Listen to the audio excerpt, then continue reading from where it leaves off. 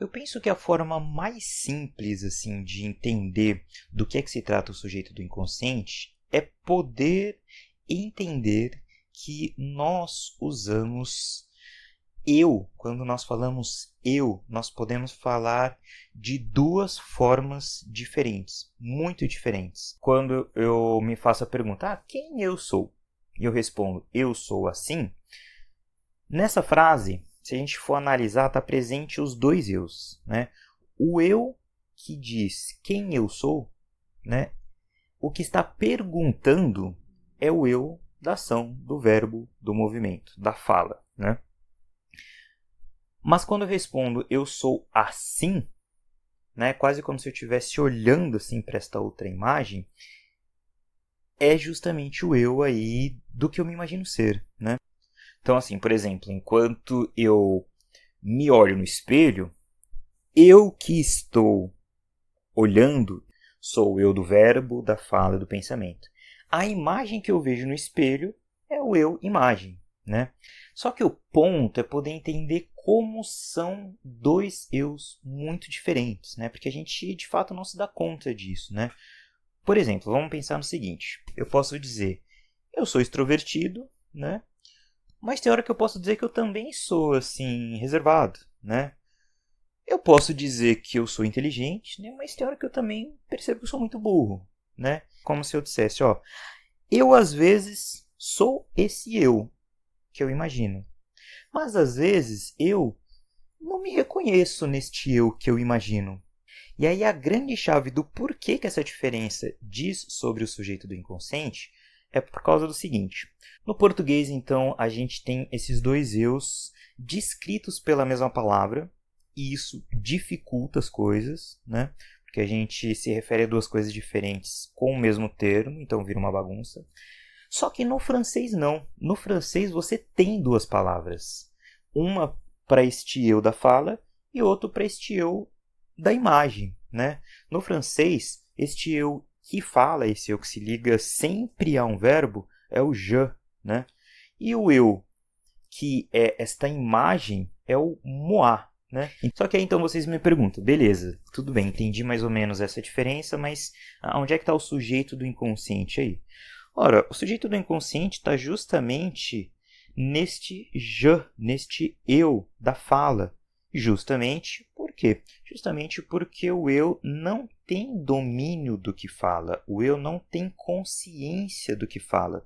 Vamos pensar um pouco a respeito disso e entender então por que se trata de uma manifestação inconsciente, por que o sujeito da fala é o sujeito do inconsciente, o sujeito que conjuga o verbo é o sujeito do inconsciente. Vamos pensar o seguinte. Se a gente pensa em um sintoma e a gente aceita, vamos pensar, por exemplo, num caso psicossomático, né? Se a gente aceita que aquilo é uma simbolização, né? Então existem códigos ali atuando, né? Uma coisa sendo representada por outra, né? Uma angústia que ainda não teve nome sendo representada por um sintoma físico, né? Então, se existe simbolização, existe código, existe uma linguagem, né? Algo está sendo dito ali. O ponto é que a gente não percebe que a gente diz através dos nossos sintomas, que a gente fala através dos nossos sintomas, né? O eu do dizer não tem domínio sobre o que é dito. A gente não sabe, às vezes, nem quando diz. Como assim? O nosso sintoma, se a gente for parar para pensar, ele diz algo, é uma ideia, é uma simbolização, né? A gente não sabe quando diz, porque às vezes eu estou dizendo algo e nem sei que estou dizendo, né, por um sintoma, e a gente não sabe nem parar de dizer. Como assim a gente não sabe nem não dizer? A gente não sabe não falar. Sonho. Sonho é um ótimo exemplo disso, né? O sonho é uma fala que é dita contra a nossa vontade, né? A gente pode pensar também no exemplo do ato falho, né? Às vezes a gente diz sem querer, né? A gente diz sem ter vontade de dizer, né? Então a gente não sabe o que diz, não sabe quando diz, não sabe não dizer, e a gente não sabe também todos os sentidos do dizer. Então daí vocês já conseguem perceber que o je, né, o je é o eu da enunciação, né, é o eu simbólico, é o eu que está presente no esquema L, é o eu que está presente no grafo do desejo, né, é o eu que está representado na topologia, né, o eu do verbo da ação.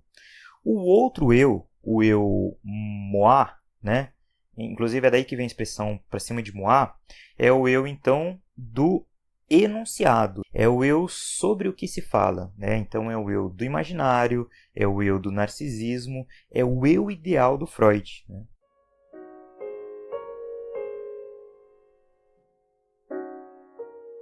Vamos ver assim a manifestação disso, né? A ideia disso nas palavras dele. Bom, então vamos começar lendo um trechinho do Estádio do Espelho. Então, na página 96 a gente lê o seguinte, né? No primeiro parágrafo ali.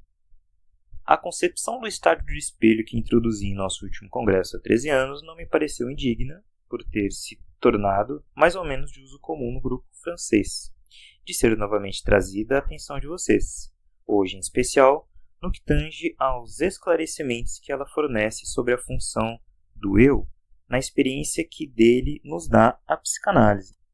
Só que percebam que o eu está entre colchetes aqui, né? E aí se você ler lá nos colchetes, né, trata-se aqui em francês do je, né? Esse eu que a gente está falando aqui, né? Do sujeito do inconsciente, né? Que vem gravado ao longo do texto desta edição como eu. A última frase é que nos interessa, que diz o seguinte, ó. Experiência sobre o qual convém dizer que nos opõe a qualquer filosofia diretamente oriunda do cogito.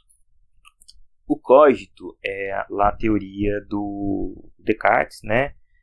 Penso logo existo. Ou seja, essa ideia de que o pensamento, né, o ato do pensar, ele coexiste de maneira super harmônica e autodependente da existência apenas, né? Ou seja, como se só pudesse haver existência se houver pensamento. O que a psicanálise traz é uma subversão disso, uma brincadeira até com isso, assim, né, de certa forma, porque o que a psicanálise justamente diz, e aí conectem com isso que eu estava falando sobre que a gente não tem consciência, né, a psicanálise ela mostra que eu sou onde eu não penso também, né, eu penso onde eu não sou, né, também, eu não sou só onde eu penso, né? Como diz a filosofia do Descartes, né? Penso, logo existo. Mas ela mostra como o inconsciente ele existe mesmo que eu não o perceba, né? Mesmo que eu não tenha consciência dele, né? Ele existe independente da consciência que eu tenho ou não dele. Bom, então, seguindo, agora a gente vai para outros 2 seminários, né? Primeiro seminário 0 em 53, depois do seminário 6 em 59, para a gente ver então essa transformação da concepção do sujeito do inconsciente. Seminário 0 de 53, vamos ler a página 12, que diz o seguinte lá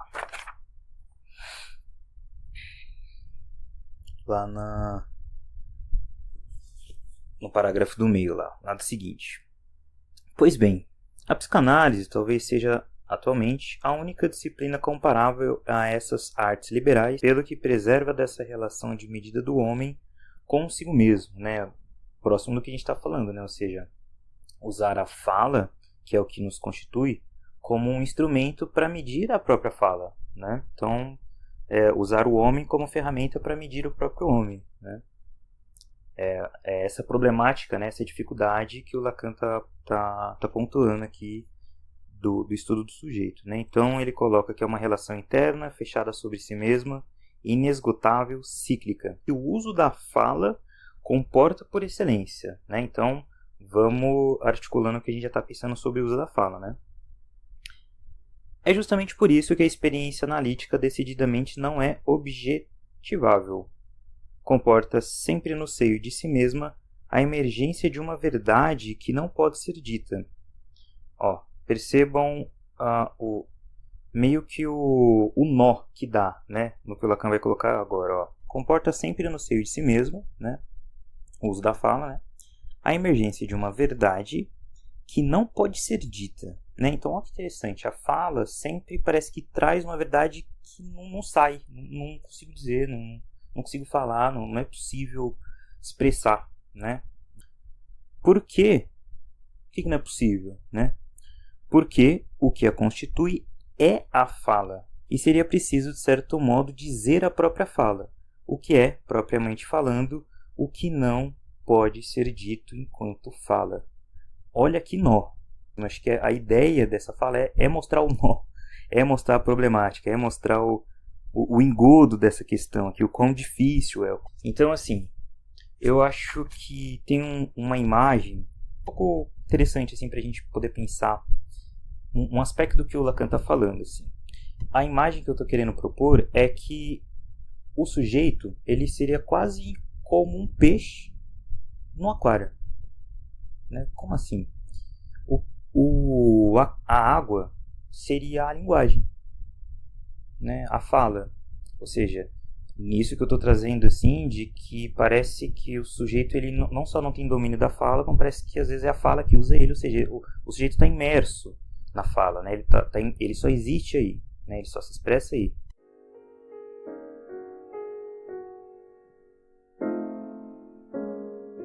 Agora, no seminário 6,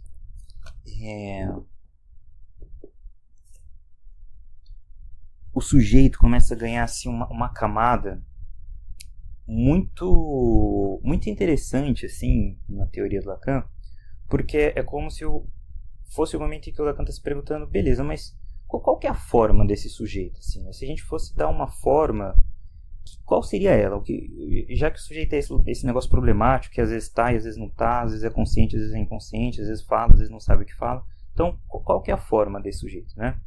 A forma se compõe por uma lógica que eu vou tentar apresentar para vocês aqui agora. Que é assim, deixa eu só ver a página, né, da seminário 6, que, né, tem por título O Desejo e Sua Interpretação, e isso nos interessa também porque para construir a forma do sujeito, página 56, tá? Do seminário 6. Para construir a forma do sujeito, o Lacan ele vai precisar colocar dois outros elementos, né, que vão ser os elementos básicos para que o sujeito exista, para que o sujeito tenha uma forma. Né? Então, para o sujeito existir assim e ter uma forma em si, ele precisa do desejo e da demanda. Né? Então, como assim? Vamos ler o Lacan. Né? Estou só introduzindo a questão, mas vamos ver ele trazendo isso nas palavras dele. Ó. No segundo parágrafo, ele diz aqui, ó.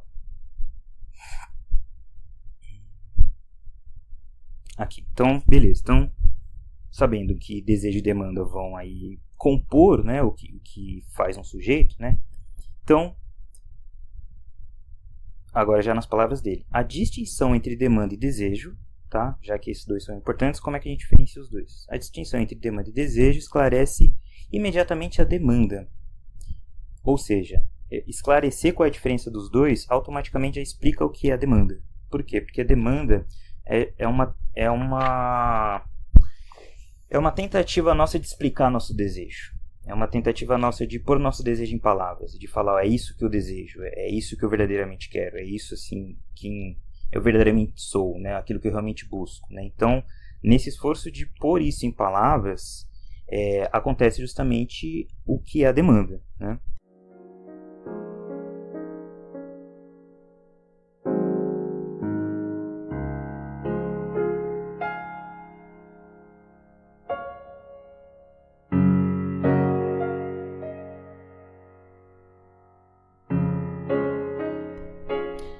Só que beleza, então se isso é a demanda, né, ou seja, se a demanda é então o desejo representado, né, o desejo assim usando uma roupa, né, que o caracterize, que o simbolize, né? Então o desejo em si é o que exatamente? A gente pode dizer que o desejo... Vamos começar explicando onde ele está. Depois a gente diz o que ele é. Onde é que está o desejo? O desejo está justamente assim, nesse buraco, né, entre o sujeito e a linguagem. Ou seja, sabe isso que a gente estava falando assim, de que a gente não consegue dizer, né, as coisas. Então, esse desencontro mesmo assim, né, da gente com a linguagem, né, a gente não consegue usar ela assim de maneira perfeita, né, parece que ela não cabe bem ali onde a gente está precisando. Então, isso que não cabe, isso que não encaixa, isso que falta, isso que se desencontra nesse espaço vazio aí, que está o desejo. Por quê? Porque assim, nesse momento em que a gente diz, olha, eu estou sentindo isso, mas não é bem isso, né? Isso que não é bem isso que não foi tão bem explicado, né? Essa angústia, esse sentimento que não é bem preenchido, né? Bem vestido, bem representado aí pela demanda, ele é o desejo justamente porque aí é que há possibilidade do ser. Aí é que há a possibilidade de ser. Ou seja, nisso que eu tento me explicar e não dou conta. E aí eu tento mais e não dou conta. E vou buscando e vou aumentando assim a imagem de mim mesmo, né? O que compõe minha personalidade, o que compõe quem eu sou. Ou seja, é esse movimento que vai dando possibilidade de sermos, né? Dando possibilidade do ser, dando possibilidade da existência, né? Então, isso é o desejo para a psicanálise. O desejo está nesse buraco que existe entre o sujeito e a linguagem. Esse buraco que existe entre o momento em que o sujeito usa a linguagem, mas falta algo, né? Aí está o desejo. Só que a gente começou, né, colocando o ponto que o Lacan queria dizer qual era a forma, então, né, do sujeito. Qual é, então, né, essa constituição dele.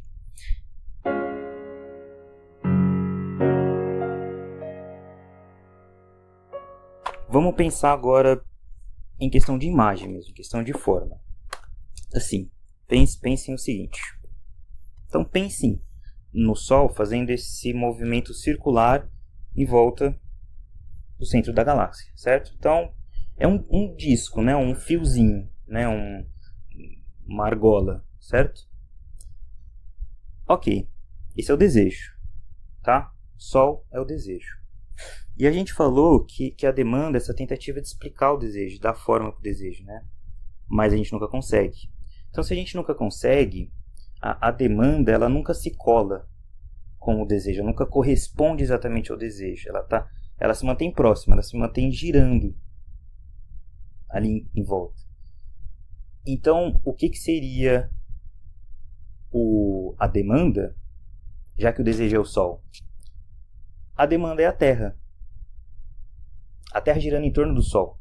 Então, vamos começando a imaginar a forma que isso gera, né? Eu vou tentar explicar de um jeito bem simples, né? Mas pensem agora, então, só nesse movimento que a Terra está fazendo em torno do Sol. Na verdade, a gente tem essa imagem assim, né? Mas como o espaço não tem cima e baixo, vamos imaginar que está assim, tá? É o Sol e a Terra. Meu dedo é a Terra e minha mão é o Sol. Então, a Terra está girando em torno do Sol, certo? Fazendo esse movimento. Só que, como a gente disse, o Sol também está girando, o Sol também está em movimento, o Sol não está parado. Então, é esse movimento que acontece, certo? Só que não é uma linha reta, né? O Sol está fazendo o quê? O movimento em torno do centro do universo, certo? Então, este movimento aqui, ó, essa é a forma do sujeito, do inconsciente.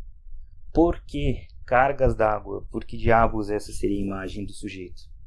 Justamente porque o sujeito, então, é esse movimento que o desejo faz em torno de si mesmo, acompanhado também pela demanda tentando circunscrevê-lo, tentando representá-lo, só que girando em torno de um vazio. Ou seja, o sujeito tem em si um vazio, tem em si um buraco, tem em si, assim, um espaço que não dá para preencher, assim, que não consegue explicar direito quem ele é, o que ele está sentindo, né?